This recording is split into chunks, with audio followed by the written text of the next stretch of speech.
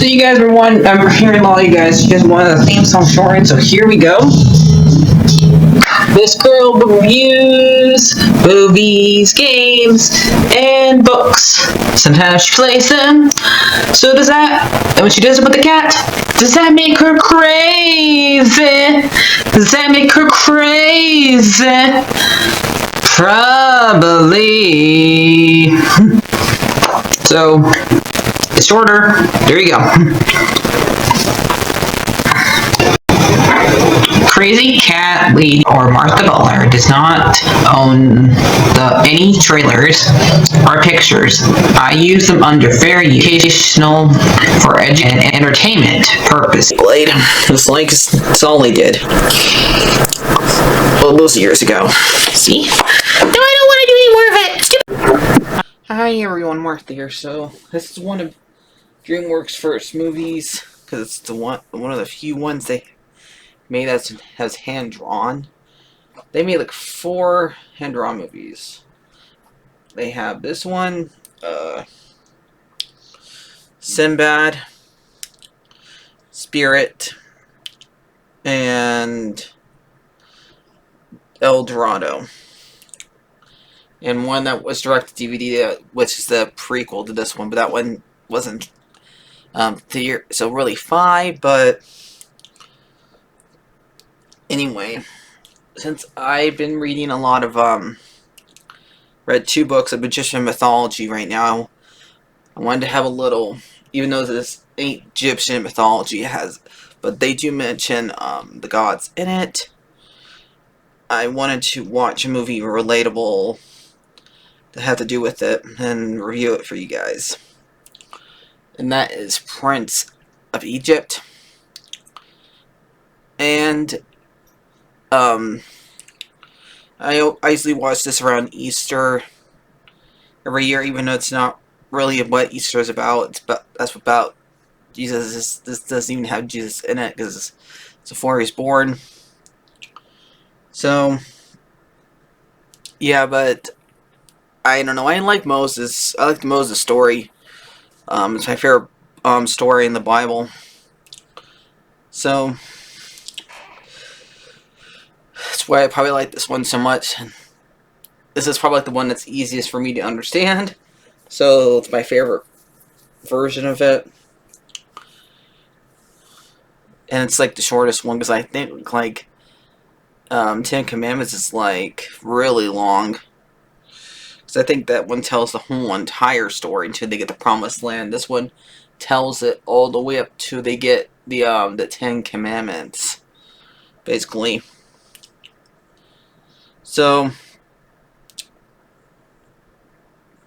for people who don't know the story, which I really hope you do, but if you don't, I'm going to educate you.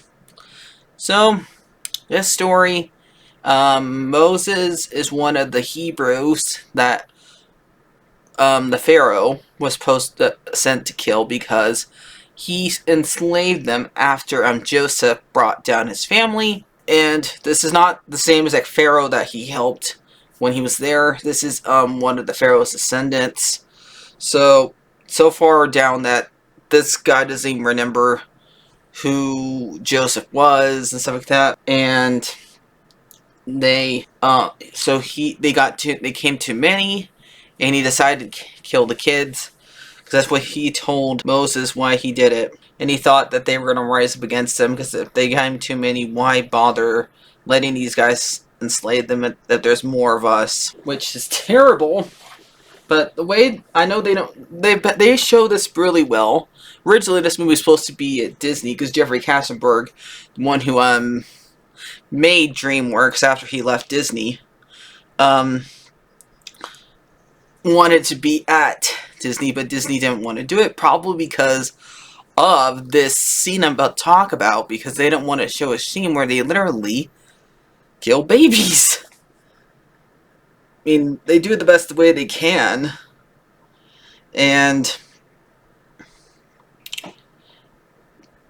but they do it without blood. I mean, I understand why they don't do it without blood. This is a kids movie. They don't show it. They show the guy like shooting the knife down and running off, and then, like, running, going to the next one. So yeah, but in some, and at the very end, like when Moses they show them like dropping them out and having crocodiles eat them, and that's basically what happens in this story because of the Pharaoh's fear, and fear makes you do terrible things. But he didn't really care because he tells Moses, "Oh my son, they were only slaves. No big deal." The only reason why Moses survives is because his mom gets the idea to sneak him out of the town, put him in a basket, and flow him down the river. And his older sister, Miriam, who later on is played by Sandra Bullock, watches him, makes sure that he makes it to where he needs to go, or a destination where God sends him, so he'd be safe. And he gets sent to, and now in the Bible, they changed it up a little bit. I'm pretty sure Moses becomes the Pharaoh's daughter's son. And this one, he just literally becomes, so really, he is the Pharaoh's grandson. But in this movie, it becomes the actual Pharaoh's son, because his wife finds him. Well, he's out there with Ramesses, and in the book, the Pharaoh that Moses meets in the future are not related, or didn't get raised together, if you want to say that. But it's not 100%. But no story ever is. So, but I like this way they tell it anyway, because it makes what happens later on way more good, because it's basically two brothers, and they are brothers since they were raised together, having to go against each other because they have two different ideals, and it makes the story way more interesting. So when a couple years go by, they don't really say it, but his actual mom passed away, because we don't see her ever again. And now we have Val Kilmer playing Moses, and Ray Fiennes, yes, Voldemort playing Ramesses. And they go and they're on are on their horses and stuff like that, riding on I forgot their carriages, like the ones they use in gladiators. Even though this is Egypt and that's in Rome, but they still have those here. And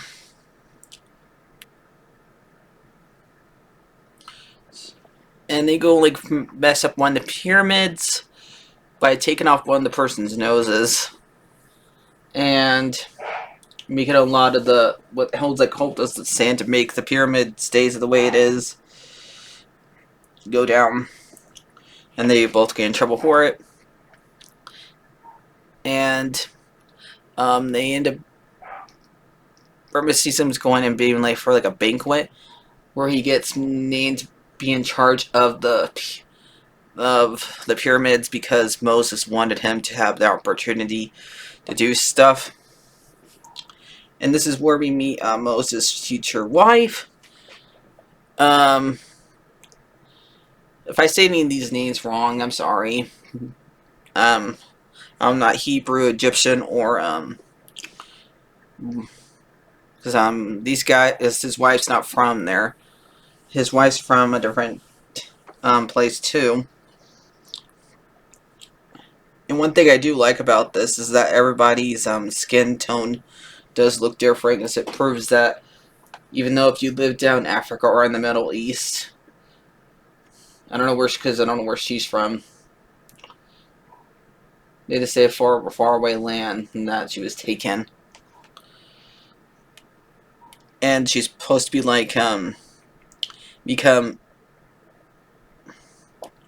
Joseph's, Moses or Ramesses' mistress. But she doesn't, because Moses makes her to, when she escapes, he lets her go. His apology because he like threw her in the water. And this is when he meets his actual brother and sister, Marion and Adam. Who already told you is played. Mary is played by Sandra Bullock, and Aaron's played by. I had to say Adam earlier. Aaron is played by Jeff Goldblum. And the only thing I don't like about this movie is how they treat Aaron, because in the Bible he's really helping Joseph do all this stuff. Some of the stuff he actually does himself. But they're just making where Moses does all of himself, but instead he's like the bitter old brother. Because he like says later on when Moses gets dirt thrown at him by one of the slaves for doubling their workload. And instead of helping him up, he asks his brother, "What's it like when you get hit? When you get hit down to the ground?" And he asks him, "When did you start caring about us slaves at all? When you found out you were one of us?" And Moses says he was right because he didn't wish to see. But Marion like scolds him for it. He like didn't do any of this, but Jeff Goldblum does a good job at it because he does this moment. Like we hear a little bit of him when he was in Jurassic Park when he does that weird laugh. Ha ha ha ha ha.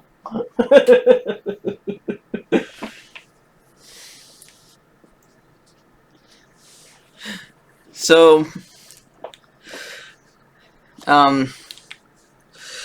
he goes home. He has a dream that is really good detail because it's him on the wall of the Egyptian.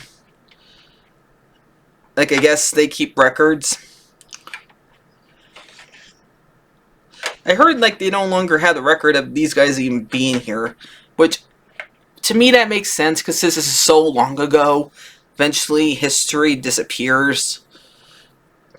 So a lot of people don't put that, since there's like no record of these guys being here. They weren't really here. Like, nope, they are here. They were here. So we have faith. Just because there's no proof of them actually being there now, doesn't mean they never were here. Right?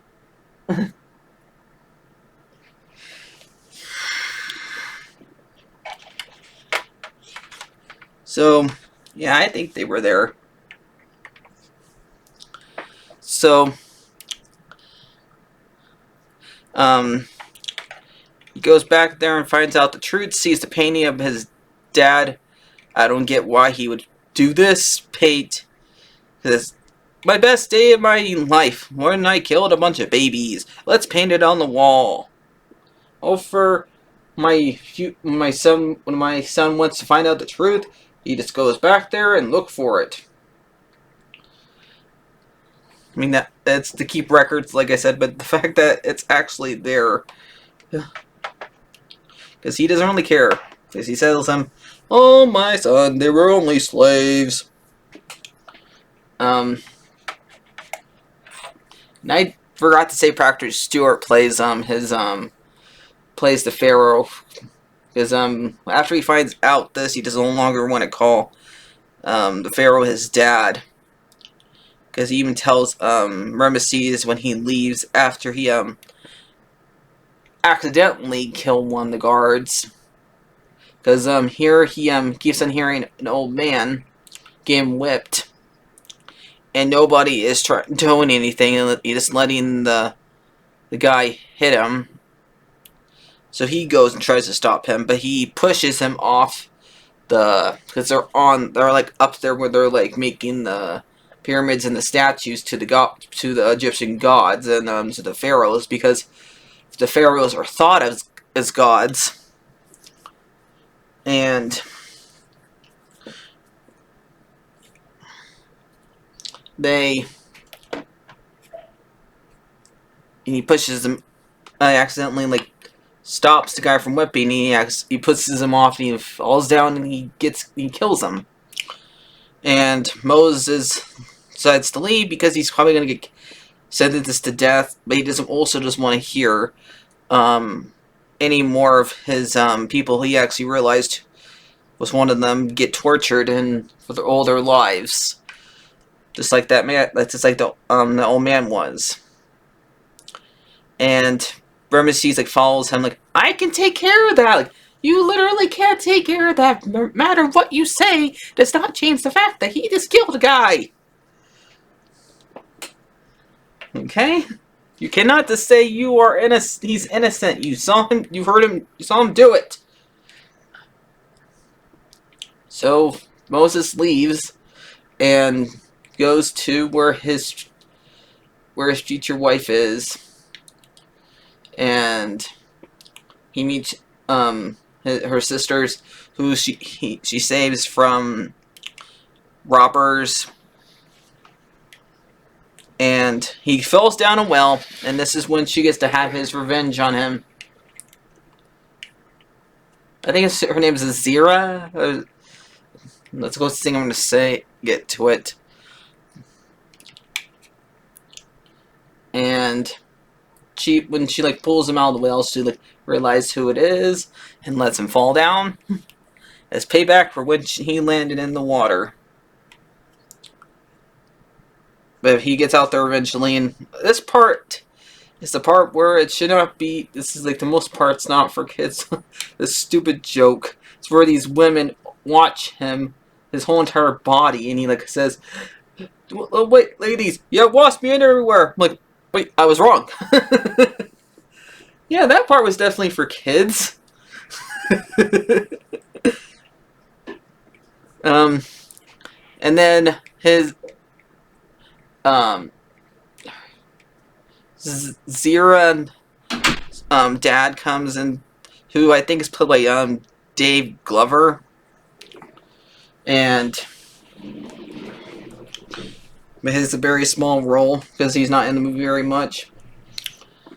But he gets a whole entire song number. Look at your life, you heavens. I don't even know what's even him singing it though.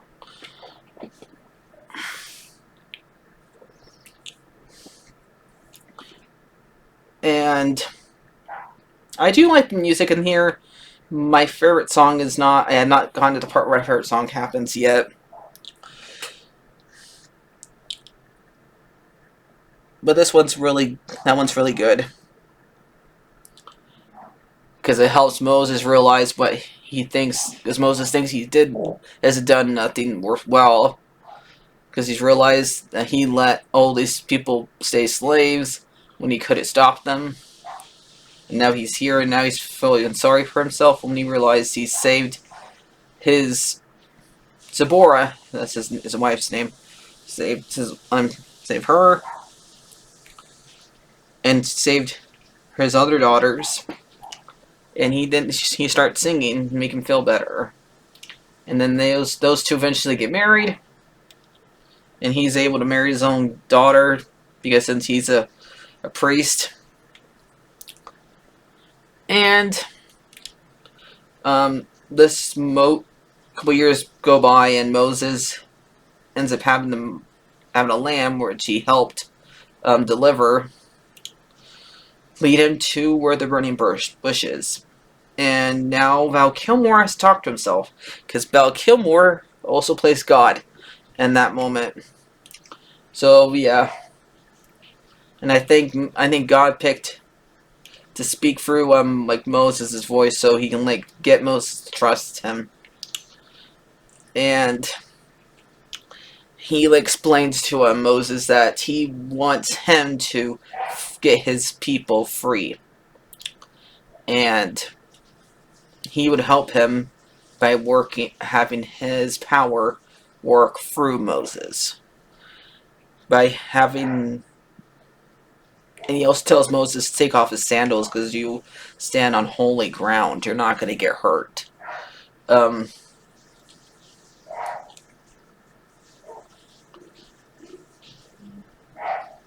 and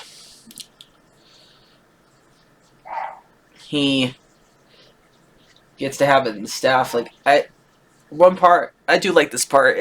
He says, "I am what I am, and I'll deliver my people onto a land full of milk and honey." And he lifts up Moses in the smoke, because the burning bush doesn't burn, even though the fire is on the bush. It's not burning it. And when Moses puts his staff on, it doesn't burn his staff. It doesn't burn his hand. Literally, when God leaves, the bush is back to normal, like it's never been touched, as if God was never there to begin with. And Moses goes down there and tells his wife what happened, Zipporah, and he still has no shoes on. And you notice that he has no shoes on. So he climbed down the mountain with no shoes on. Okay? And he decides he has to go back and save the Hebrews. And they go back. And Moses and Ramesses reunite, but he tells him that not just Moses tells him that he has to do he's here to let his people go, nothing more, not to become a prince of Egypt again. And this is when Ramesses gets mad and double the workload. And that's when that whole entire thing happened with Aaron.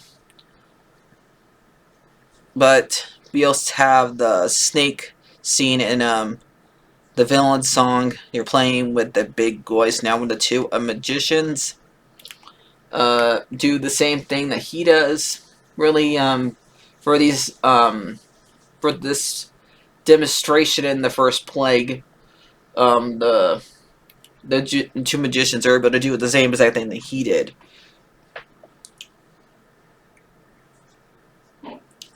And they're able to make staffs into snakes like he does. But the thing is, the way they play it, since it's a big performance, the way they do it, you could and they do it behind smoke, so they could have just switched out the staff and grabbed two cobras so in the movie we actually get to see the staff turn into a cobra. We don't actually get to see their sticks turn into cobras. And we see God's cobra eat their cobras to prove that even if they turn them into staffs, proves that God's cobra is stronger than their cobras. So now we're gonna have this scene where Moses turns water into blood, and as the first plague. And I do like this. I like the one detail I like it where Moses is standing in the blood. It's actually still water, so he's not actually standing in the blood. When the guards go over to go get him or kill him,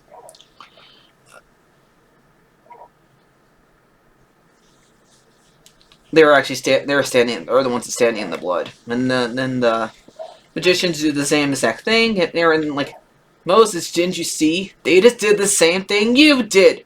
Pharaoh still relies and like says, that's true, but one thing you can't take away from you is your faith. So, and this is when my favorite part actually happens. This is when the plagues all the plagues happen. So we got the frogs, all the cattle dies, um, locusts, boils, um, fleas or something like that. And that's only like 6 of them. Like at least 7, at least yeah, 6 of them because we already saw the first. We already saw the blood. And while this is going on, we have my favorite song playing, which is uh brother.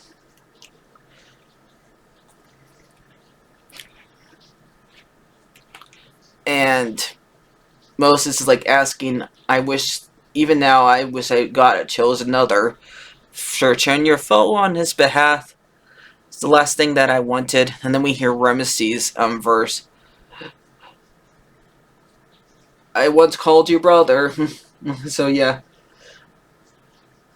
Now, let my heart be hardened. No matter how hard it gets to grow, this will still be so. I will never let my people go. So I do like this part because I like where the music builds up. You get to see them like facing each other, and then their faces are literally right next to each other. That scene is so cool.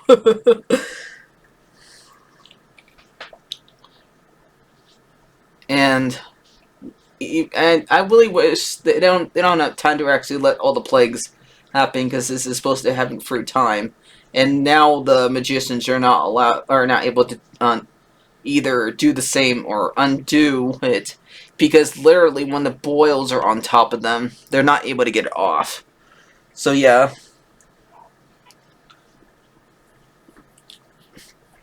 And now we have the 8th plague where God takes away the sun. And Moses goes and asks him, let my people go. And he's in the same spot where him and Moses were earlier when they dropped wine on top of the 2 magicians when they were younger. And so basically where Ramesses goes off to soak and calms down, and he's on top of one of the Pharaoh's laps. And there's like no way of explaining how he got up there. Nobody bother explaining how he gets up there. Is there a ladder or something? Or steps?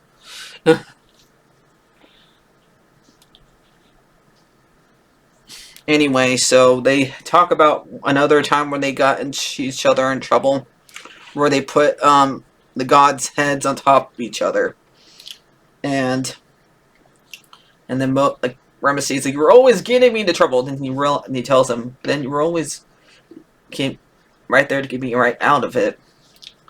And asks why can't things go back to the way they were before. And his son, who's supposed to be the next pharaoh, comes in the room and asks, why is he here? Isn't that the man who did all this?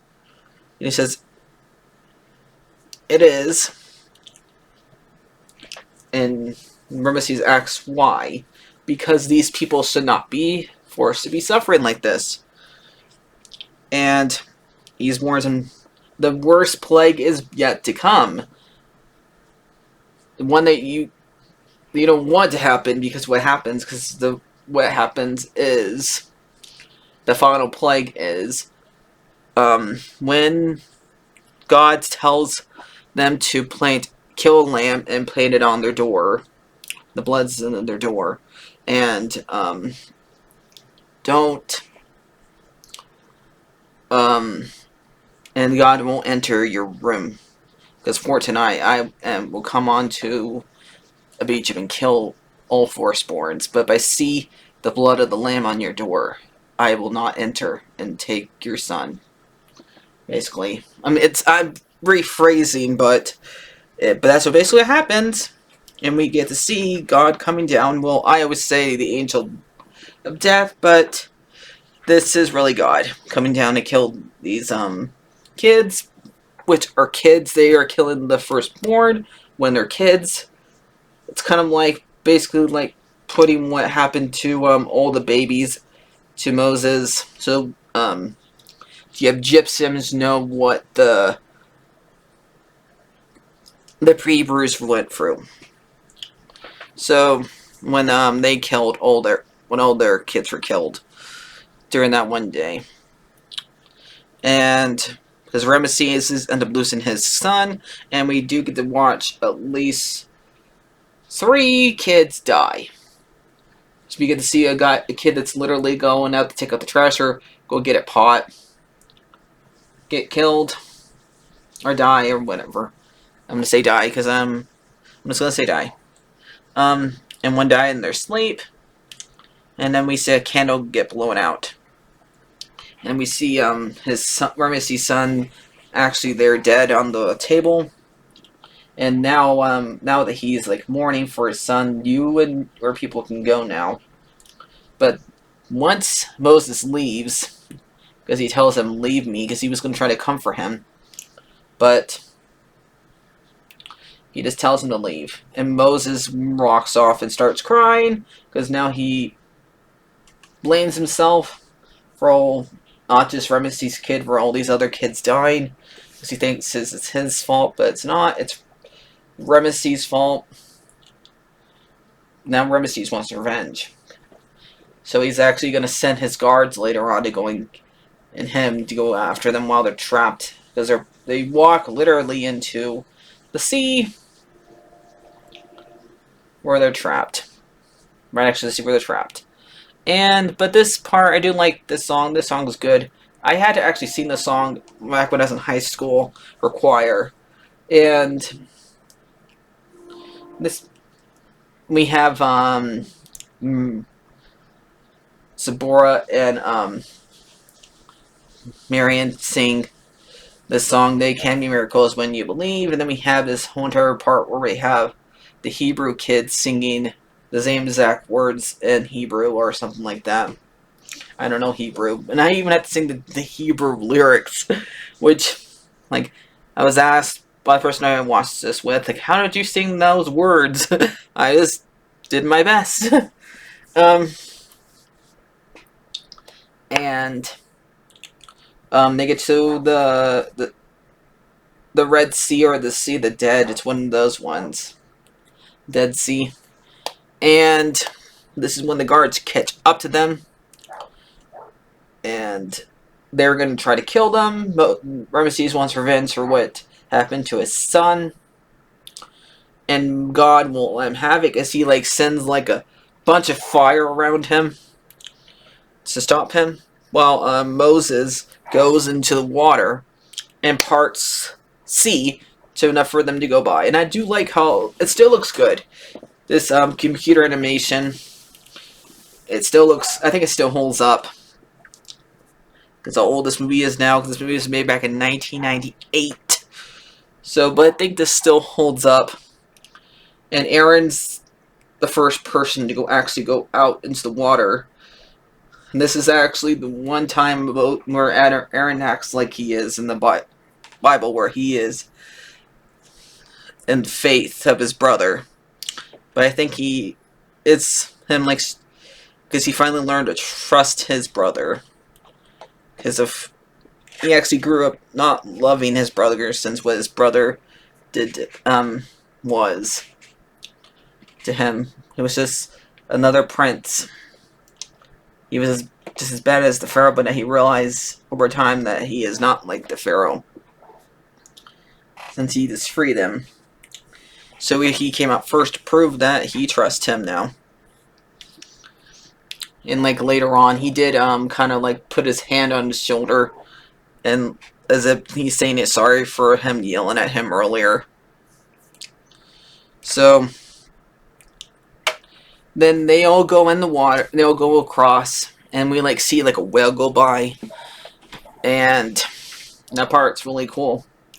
Eventually, the fire goes down, and Ramesses and the guards go after them, and they have to run out of there.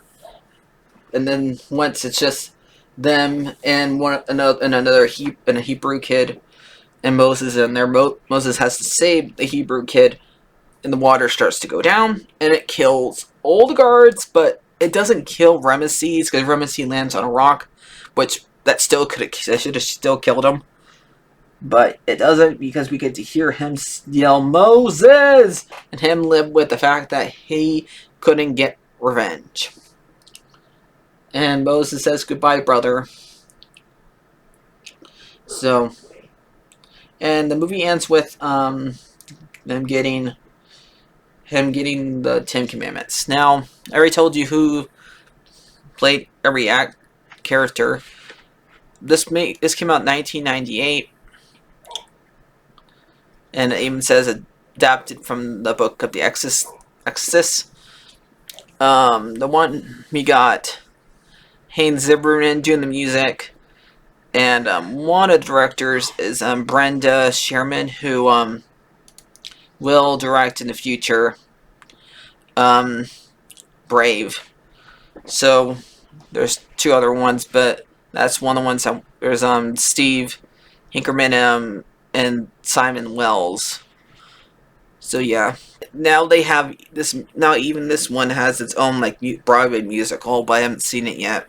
So I do like this movie. I'm probably gonna give it like a 9 out of 10 because it's not 100% accurate, but no story ever is when it's based off of a book.